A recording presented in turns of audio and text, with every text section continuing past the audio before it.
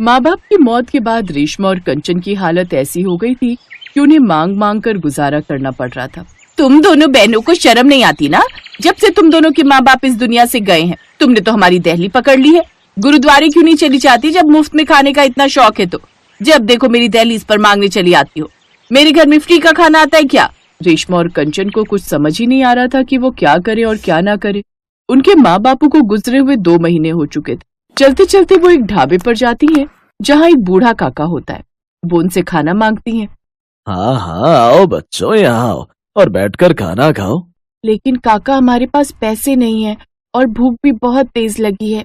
हाँ हाँ काका, भूख जोरों की लगी है और इसके बदले आप चाहे तो हम आपके ढाबे पर सफाई और बर्तन धोने का काम कर देंगे। वो सब हम बाद में देखेंगे, पहले तुम दोनों बैठो और खाना खाओ। अच्छा ये बताओ, तुम दोनों कहाँ रहती हो? फिर दोनों बहनें अपनी दुख भरी कहानी काका को सुना देती हैं। ओह, बड़ा बुरा हुआ तुम्हारे साथ, लेकिन एक बात सुनो, तुम्हें आज के बाद इधर उधर भटकने की जरूरत नहीं। आज से तुम दोनों यहीं रहकर काम में मेरा हाथ बटाओ और यहीं रहकर भर पेट खाना खाओ। उस आदमी की बात सुनकर दोनों बहनें खुश हो जाती हैं और इसी तरह देखते देखते 5 महीने बीत गए। एक रोज काका की तबीयत खराब हो जाती है। आज मेरी तबीयत कुछ ठीक नहीं लगती, लगता है आज दुकान नहीं खोल पाऊंगा। ऐसा करो, तुम दोनों कुछ बनाकर खा लो और थोड़ा सा मुझे भी दे दो। ठीक है काका, आप आराम कीजिए, हम देख लेंगे। अगर कुछ बन पाया तो अभी बना लेते हैं। तुम्हें याद है कंचन, जब घर में सब्जियां खत्म हो जाती थी और जो बची हुई सब्जियां होती थी तो माँ उन सबको मिलाकर पराठे बना दिया करती थी। तो क्यों ना हम भी पराठे बना ले, सब्जी वाले पराठे। हाँ, ये तो तुमने बिल्कुल सही कहा। हम लोग सब्जी वाले पराठे और मिर्च का अचार जीरे के छौंक में बना लेते हैं और फिर काका से कहकर बाजार से सामान भी ले आएंगे। फिर सबसे पहले उसने वो पराठे काका को खाने को दिए। वाह, क्या स्वादिष्ट पराठे हैं, कितना स्वाद है इनमें। ऐसे स्वादिष्ट पराठे मैंने आज तक नहीं खाए। हाँ, लेकिन इतना जरूर कहूंगा, अगर ऐसे पराठे अपनी दुकान पर बिकने लगे ना तो धूम मच जाएगी। आप मजाक कर रहे हो ना काका? नहीं बिटिया, मैं सच कह रहा हूँ। तुम अभी बाजार जाओ और जो जो सामान तुमने इन पराठों में डाला था वो सब ले आओ और साथ में ये बढ़िया सा ऐसा अचार भी बना लेना। और फिर आज सबको दुकान पर ये सब्जियों का पराठा, अचार और दही खिलाओ। ये सुनकर दोनों बहनें खुश हो जाती हैं। फिर वो भागकर जाती हैं और बाजार से सब्जियां ले आती हैं, जिसके बाद वो दही और अचार के साथ परोसती हैं। ये क्या पराठा? आज करी चावल, दाल चावल ये सब नहीं बनाया क्या? आज काका की तबीयत खराब है, इसलिए हमने पराठे बनाए हैं। चलो कोई बात नहीं, वैसे भी रोज हम एक ही तरह का खाना खा खा कर भी थक जाते हैं, इसी बहाने आज कुछ अलग खाने को मिलेगा। उनके पराठे खाकर सब ग्राहक बड़े खुश थे और वो एक के बाद एक और पराठे लिए जा रहे थे। शाम को वो दोनों घर आकर वो सब पैसे काका के हाथ में देती हैं तो काका बहुत खुश हो जाते हैं। अरे वाह, ये पैसे बता रहे हैं कि तुम दोनों के हाथ में कितना स्वाद है, क्योंकि इतनी कमाई तो पहले मेरी 3 दिन में होती थी, जितनी आज 1 दिन में हुई है। बहुत बढ़िया, आज से तुम दोनों बहनें यही काम करोगी और साथ में मैं तुम्हें तनख्वाह भी दूंगा। सच में काका, आपको हम पर यकीन है कि हम दोनों बहनें ये काम संभाल पाएंगी? मेरे हाथ में रखे ये नोट ही ये बताने के लिए काफी है कि तुम दोनों के हाथों में कितना स्वाद है। चलो, आज तुम दोनों बहुत थक गई होंगी ना, अब जल्दी से चलकर तुम दोनों खाना खाकर आराम कर लो और फिर सुबह की तैयारी कर लो।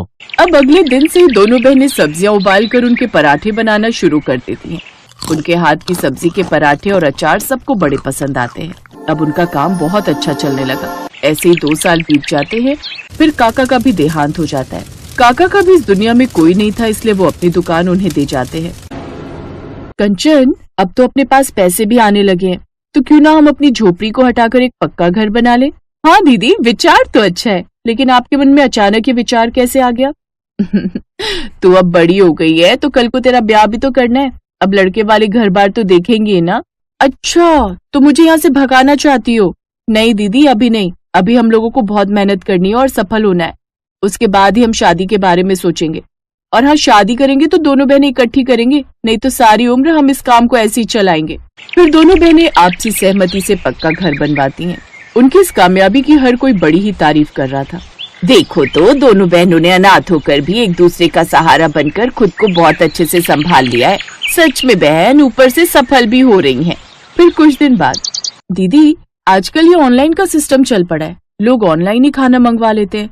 और आप वो लाल टी शर्ट वाले को देख रहे हो, आजकल लोग ऑनलाइन खाना बुक करवा लेते हैं और यही लोग उन तक पहुंचाते हैं। फिर नवीन नाम का एक लड़का जो वो उनकी सारी बातें सुन लेता है और उन्हें आकर इस काम के बारे में सब बताता है। देख लेना, तुम्हें इस काम में खूब फायदा होगा। बोलो, हाथ मिलाती हो? अब दोनों बहनें इस काम के लिए हाँ कर देती हैं। अब वो जल्दी ही बहुत कामयाब हो जाती हैं। फिर एक रोज नवीन उनके पास आया। मैं तुम दोनों के लिए एक बहुत ही अच्छी खबर लेकर आया हूँ। तुम दोनों बहनें बहुत अच्छा काम कर रही हो। तुम्हें पता है, तुम्हें हर बार 5 की रेटिंग मिलती है। तुम्हें पता है, तुम्हारे सब्जी वाले पराठे एक होटल के मालिक को बहुत पसंद आए हैं और अब वो तुम्हें अपने होटल का कॉन्ट्रैक्ट देना चाहता है। क्या सच में? लेकिन मेरी समझ में ये नहीं आ रहा कि तुम हमारे बारे में इतना क्यों सोच रहे हो? क्योंकि जब मुझे फायदा होता है तभी तो हमें भी फायदा होता है। फिर अपने फायदे के लिए हम क्यों ना सोचें। अब दोनों बहनों को होटल से भी ऑर्डर आने लगे, जिससे उनकी कमाई खूब अच्छी होने लगी। कुछ समय बाद उन्होंने 2 सगे भाइयों से शादी कर ली और शादी के बाद भी अपने काम को जारी रखा।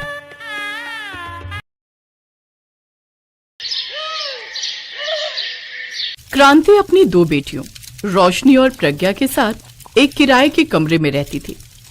क्रांति का जीवन अंधकार में डूब गया जब उसे ये पता चला कि उसका पति पहले से ही शादीशुदा है और 2 बच्चों का बाप है।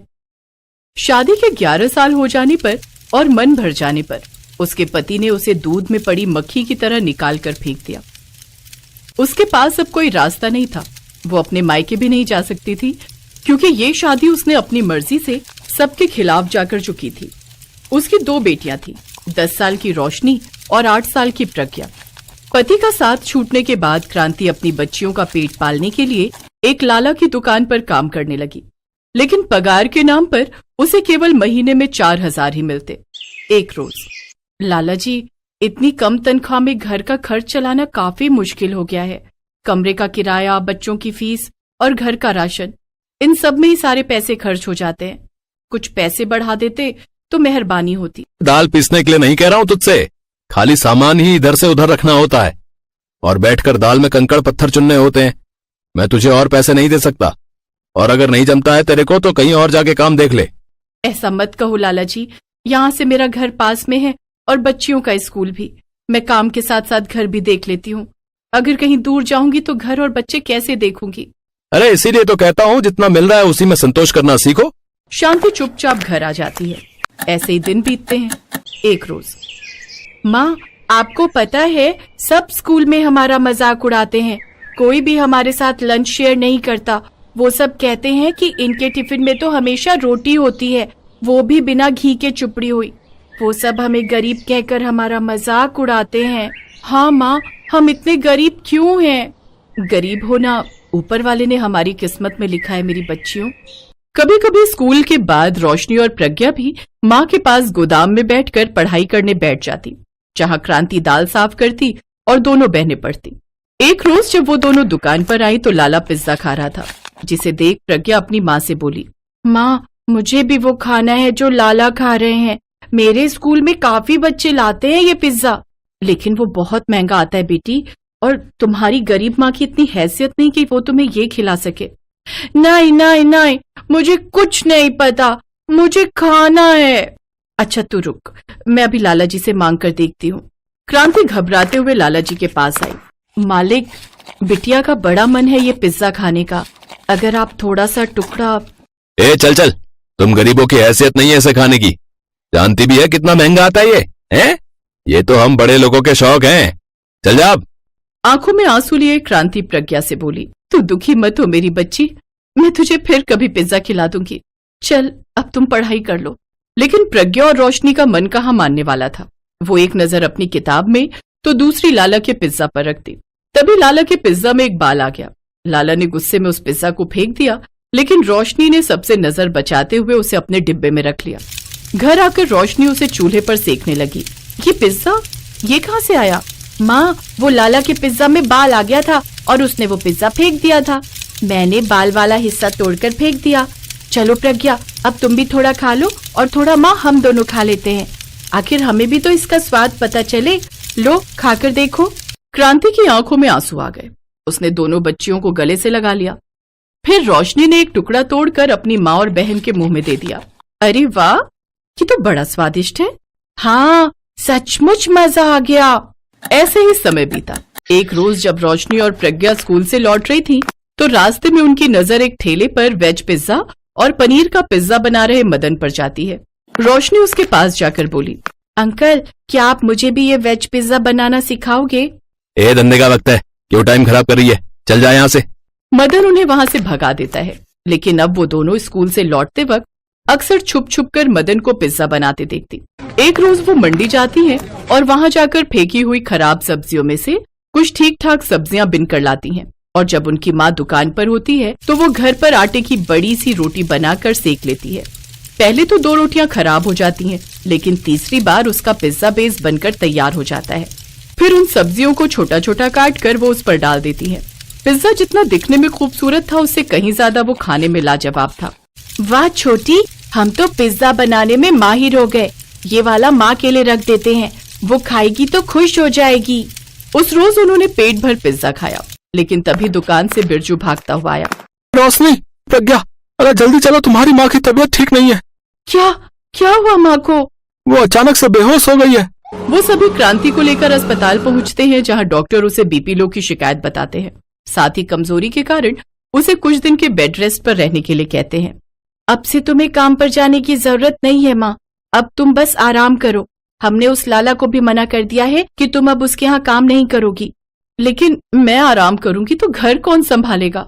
हम दोनों हैं ना माँ, अब आप बस आराम करो। क्रांति के पास रखे थोड़े से पैसों से वो पिज्जा बनाने का सामान लाती है। फिर दोनों सड़क किनारे बोरी पर ही पिज्जा बनाकर बेचने लगती हैं, क्योंकि ठेला खरीदने के लिए अभी उनके पास पैसे नहीं थे। वो जोर जोर से लोगों को आवाज देकर बुलाने लगती, आओ आओ प्यारे लोगों, आओ हमारा स्वादिष्ट पिज्जा खाओ। एक बार खाओगे तो बार बार आओगे। सिर्फ 50 रुपए के सस्ते दामों में खाओ। इतना सस्ता पिज्जा सुनकर कुछ लोग उनके पास आ जाते हैं और उनसे वो पिज्जा लेते हैं। पहले दिन उनकी थोड़ी सी कमाई हो जाती है। फिर एक औरत उनके पास आती है, एक वेज पिज्जा मुझे भी देना। वाह, इसमें तो क्या लाजवाब स्वाद है। ऐसा करो 4 पैक भी कर दो। उनका वेज पिज्जा सबको बहुत पसंद आया और उन दोनों बहनों का काम चलने लगा। लेकिन मदन उनसे चिढ़ने लगा। ये छोरियां क्या सोचती हैं? 2-4 सब्जियों से बना ये वेज पिज्जा बिक जाने से ये लड़कियां मेरी बराबरी कर लेंगी। कहाँ मेरा वेज और पनीर पिज्जा, और कहाँ इनका ये सब्जी वाला सिर्फ वेज पिज्जा। मदन को खुद पर खूब घमंड था। कुछ दिन बाद ही दोनों बहनों ने पुराना ठेला खरीद लिया और उस पर वेज पिज्जा बनाकर बेचने लगी, जिससे उनकी कमाई और भी ज्यादा बढ़ गई और उनका काम खूब अच्छा चलने लगा। उन लड़कियों की मीठी बोली और प्यारा स्वभाव, साथ में सस्ता और स्वादिष्ट पिज्जा खाकर लोग उनकी ओर आने लगे। रोशनी तवे पर पिज्जा बनाती और प्रज्ञा वो सबको परोसती जाती। वाह, क्या बढ़िया वेज पिज्जा बनाया है। क्या लाजवाब स्वाद है इसमें। उनकी कमाई देख मदन गुस्से में आकर उनसे बोला, ए लड़कियों, खबरदार, अगर कल से तुम दोनों ने अपना पिज्जा का ठेला यहाँ पर लगाया तो। क्यों नहीं बेच सकती हम यहाँ पर पिज्जा? क्योंकि तुम्हारा ये सस्ता सब्जी वाला 2 कौड़ी का पिज्जा देखकर मेरी दुकान पर कोई नहीं आता। मैं रोज सारा सामान घर ले जाता हूँ और तुम दोनों यहाँ बैठकर नोट छाप रही हो। लेकिन वो दोनों नहीं मानती और अगले दिन से वो फिर से पिज्जा बनाकर बेचने लगती है। मदन उनके ठेले पर जाता है और वहाँ खड़े ग्राहकों से कहता है, आप सब मेरे ठेले पर आइए, वहाँ आपको पनीर पिज्जा मिलेगा। आपको ये बेकार सब्जी वाला पिज्जा नहीं खाना पड़ेगा। तुम्हारे पिज्जा में तो रत्ती भर का स्वाद भी नहीं है जो स्वाद इसके इस वेज पिज्जा में है। न जाने क्या मिलाती हैं ये 2 कौड़ी की लड़कियां अपने इस वेज पिज्जा में। अब दोनों बहनें स्कूल से आते ही पिज्जा का ठेला लगाकर पिज्जा बनाती और दोपहर से रात तक बेचती रहती। उनके पास खूब ग्राहक आते। ये देख अब मदन से रहा नहीं गया और एक शाम जब दोनों बहनें काम समेटकर घर जाने लगी तो मदन एक बड़ा सा डंडा लाए और उनके ठेले को तोड़ फोड़ करके वहां से चला गया। तभी एक बड़ी सी गाड़ी वहां आकर रुकी, जिसमें से एक आदमी बाहर आया। अरे सुना है यहाँ कोई लड़कियां वेज पिज्जा बनाकर बेचती हैं। क्या आप बता सकती हैं उनका ठेला कहाँ है? ये सुनते ही दोनों बहनें रोने लगी। अंकल जी, हम ही यहाँ पिज्जा बनाकर बेचती थी, लेकिन एक अंकल ने हमारा सारा ठेला तोड़ दिया। उन्होंने उसे सारी बात बताई। फिर उस सेठ ने उनसे कहा, मैं एक आश्रम चलाता हूँ, मुझे वहां के 1200 बच्चों के लिए तुमसे पिज्जा बनवाना है। सारा सामान मैं तुम्हें खुद खरीद कर दूंगा। बस तुम दोनों हिम्मत मत हारो, क्योंकि तुम जैसे बच्चे ही इस देश के गरीब बच्चों का भविष्य हैं। वो सेठ बड़े ही दिलदार थे उन दोनों ने जो कुछ खोया था उससे कहीं गुना ज्यादा ही उन्हें मिला। दोनों ने अगले 2 दिन में 1200 पिज्जा अनाथ आश्रम में भिजवा दिए, जिससे उन्हें अच्छी कमाई हुई। अब उन्होंने एक नया ठेला खरीदा और फिर से उसी जगह पर पिज्जा बनाकर बेचने लगी। धीरे धीरे क्रांति भी पूरी तरह ठीक हो गई और अब वो भी अपनी बेटियों का इस काम में साथ देने लगी। उनके पास अब शादी पार्टियों के भी कई ऑर्डर आने लगे, जिससे वो अब दिन दुगनी रात चौगुनी तरक्की करने लगे। मदन भी समझ गया कि अच्छाई की जीत होकर ही रहती है, इसलिए उसने अब उन्हें परेशान करना बंद कर दिया और अपना काम बंद कर। Thanks for watching.